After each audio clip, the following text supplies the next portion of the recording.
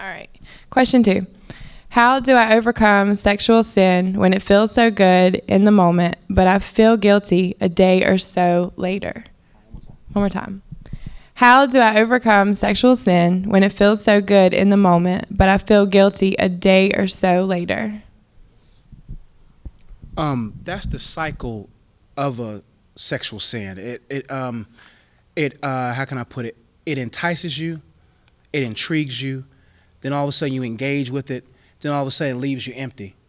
Then when you're left empty, now you don't even feel like going to God because you done made that sin. And then all of a sudden, well, I got to feel good again. Then you go back to it because that's what your reference point is.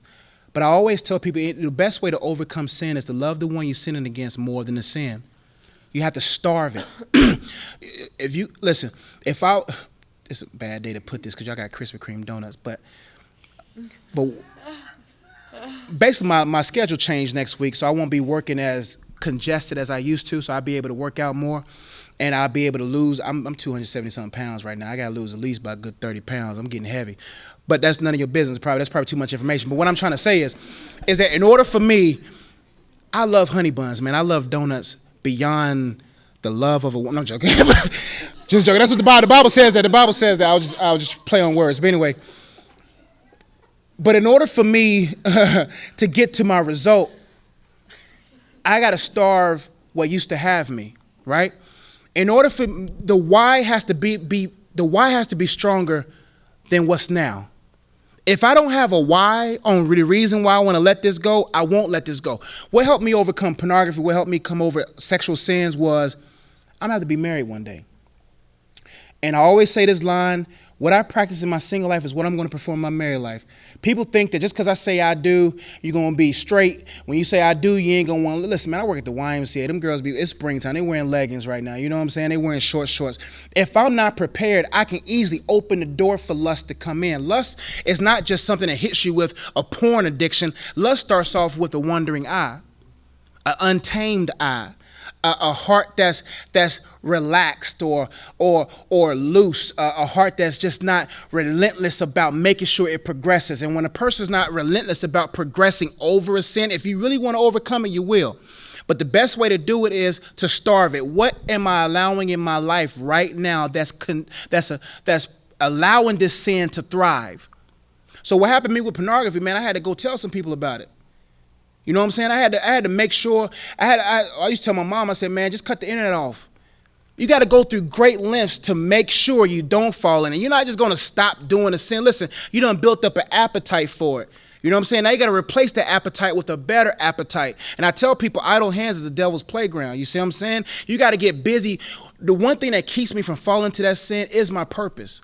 Because I know for a fact, man, if I go out there and start sleeping around and first I got a lot to lose. You see what I'm saying? If I start getting out there, and you know the internet age makes the world small, so all of a sudden if a girl flies in to Charlotte and I mess around with her, she can easily Instagram and take a picture of me and put me out there, I lose everything. So the big why, and many people think, well, God is the main reason. Don't lie to yourself. The main reason is almost a selfish reason because I don't want to embarrass myself, but the ultimate thing is I don't want to embarrass God and lose everything I worked hard for. And I'm telling you, man, the greatest sin that we do is a sexual sin because the Bible says that's against your body.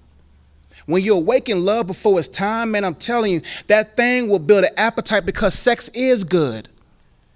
Man, listen, man, sex was created by God. God invented sex, you know, despite what Trey Songz may say. You see what I'm saying? God invented it.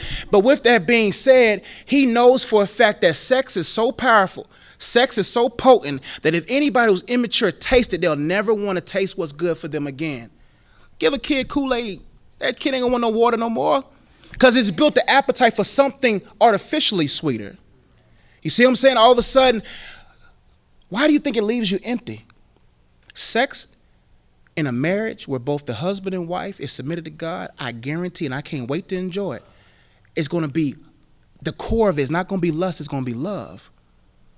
Most of the sex that's happening out there is nothing but lust and selfishness. So to answer your question on how do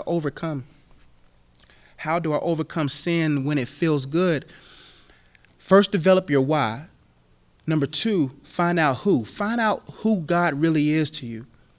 And make sure you cut everything. Listen, man, Tell somebody. Don't tell your business to everybody. Like, man, girl, you heard about what she do.